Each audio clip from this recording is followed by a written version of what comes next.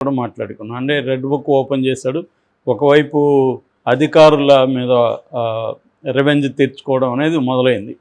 దాదాపు నిన్న 59 మందికి పోస్టింగ్లు ఈరోజు, అందులో 15 మంది రెడ్లని చెప్తున్నారు. రెడ్లను కూడా టార్గెట్ చేస్తున్నారని ఆల్రెడీ వైసీపీ కౌంటర్గా మాట్లాడుతుంది. ఉండొచ్చు, నేను నిన్న కూడా చెప్పాను, కులాలు అనేవి చాలా ఇంపార్టెంట్. ఏ పార్టీ అధికారంలో ఉన్నా ఆ పార్టీ ముఖ్యమంత్రి కులానికి సంబంధించిన అధికారులు ప్రధానమైన పోస్టుల్లో ఉంటారు. అది అన్ని చోట్ల జరుగుతుంది, ముఖ్యంగా ఆంధ్రప్రదేశ్లో చాలా ఎక్కువ. సో అది ఒకవైపు అధికారులను టార్గెట్ చేస్తున్నారు, రెండో వైపు వైసీపీ నాయకుల్ని కూడా టార్గెట్ చేస్తున్నట్టు కనబడుతుంది. ముఖ్యంగా గన్నవరం సంబంధించిన తెలుగుదేశం ఆఫీస్ని 2021లో వైసీపీ కార్యకర్తలు కావచ్చు, నాయకులు కావచ్చు వెళ్ళి దాని మీద దాడి చేశారు. అప్పుడు అక్కడున్న వెహికల్స్ని తగలబెట్టారు. అప్పట్లో అది పెద్ద చర్చనీయాంశమైంది. దాన్ని తెలుగుదేశం వాళ్ళు కూడా సీరియస్గానే ఖండించారు. దాని మీద కేసు కూడా నమోదైంది. అయితే వైసీపీ వాళ్ళు ఇప్పటి వరకు, వైసీపీ ప్రభుత్వం ఎవరిని కూడా అరెస్టులు చేయడం కానీ ఏమీ చేయలేదు. ఇప్పుడు ఆ కేసులో వల్లభనేని వంశీ అక్యూజన్ నెంబర్ 71గా ఉన్నాడు, 71వ నిందితుడు. తనని ఇప్పుడు A1గా చేర్చాలనేది ప్లాన్ చేస్తున్నట్టుగా చెప్తున్నారు.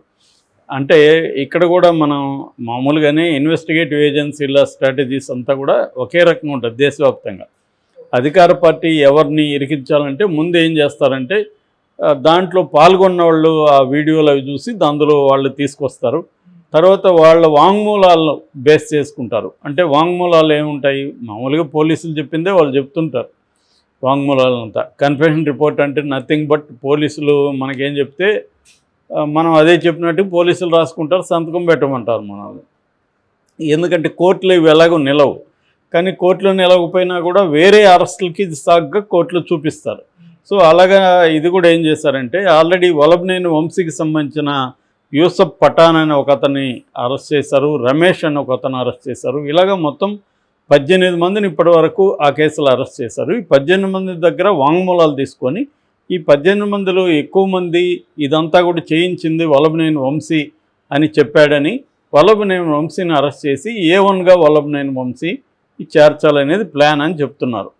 సో దీంతోపాటు ఇంకొంతమందిని కూడా ఈ కేసులో ఇరికిస్తున్నారని చెప్తున్నాడు. లేళ్ల అప్పిరెడ్డి, తలశిల రఘురాము, నందిగమ సురేష్, ఇంకొంతమందిని కూడా దీంట్లో చేర్చారు. వీళ్ళందరూ కలిసి నిన్న హైకోర్టులో ముందస్తు బెయిల్కి అప్లై చేశారు.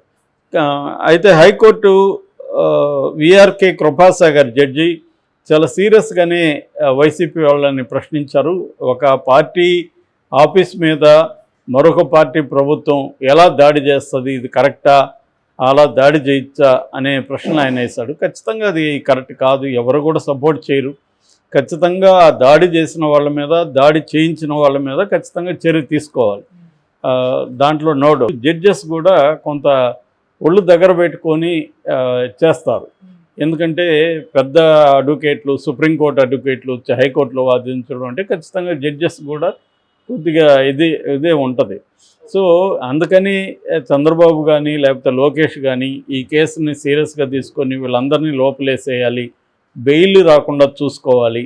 వాళ్ళకి తెలుసు ఈ గేమ్ అనేది చంద్రబాబుకి గోలీలాట్ లాంటిది, కోర్టులతో ఎలా డీల్ చేయాలనేది. ఆయన కొట్టిన పిన్ అంటారే అలాగా. అందువల్ల మామూలుగా ఫ్రైడే అరెస్ట్ అంటే ముందస్తు బెయిల్కి వెళ్తారు. ముందస్తు బెయిల్ రాకుండా చేయాలంటే సిద్ధార్థ లూథర్ని తీసుకోవాలి. ముందస్తు బెయిల్ రాకుండా వాళ్ళని అరెస్ట్ చేసేయాలి. అరెస్ట్ చేసినాక బెయిల్ రానియకుండా ఎలా చూసుకోవాలి, ఈ స్కెచ్ అంతా చంద్రబాబు ప్రిపేర్ చేసుకుని రంగంలోకి దిగినట్టుగా మనకు కనబడుతుంది. కాబట్టి జగన్ అరెస్టులు చేయడం వేరు. జగన్ గతంలో కూడా ఇదే పనులు చేశాడు. వైసీపీ ప్రభుత్వం ఉన్నప్పుడు ఇటు చంద్రబాబుకు సంబంధించిన వాళ్ళందరినీ అరెస్టులు చేయడము, ఫ్రైడే లేట్ నైట్ పోయి అరెస్ట్, ఇదే స్కీమ్ అందరూ ఎవరు చేసినా ఇదే స్కీమ్లో చేస్తుంటారు. ఎందుకంటే ఫ్రైడే చేస్తే సాటర్డే సండే కోర్టు హాలిడే కాబట్టి బెయిల్ రాదు, కనీసం 2 రోజులు ఉంచవచ్చు అనేది అందరికీ ఉండేది. కానీ చంద్రబాబుతో గేమ్ అలా ఉండదు. చంద్రబాబు అర్ధరాత్రి కూడా బెయిల్ తీసుకురాగలడు. అందుకని లేదు, వాళ్ళకి ఏదో ఒక హెల్త్ ఇష్యూ చెప్పేసి హాస్పిటల్లో, ప్రైవేట్ హాస్పిటల్, అది కూడా రమేష్ హాస్పిటల్లోకి చేర్పించేవాడు. చంద్రబాబుకు ఉండే మెకానిజం వేరు, జగన్కు ఉండేది వేరు. జగన్ గవర్నమెంట్లో ఉండే చేయలేకపోయాడు చంద్రబాబుని, ఇప్పుడు ఏం చేయగలడు ఇంకా. కాబట్టి ఈ గేమ్ అనేది అసమానాల మధ్య జరిగే గేము.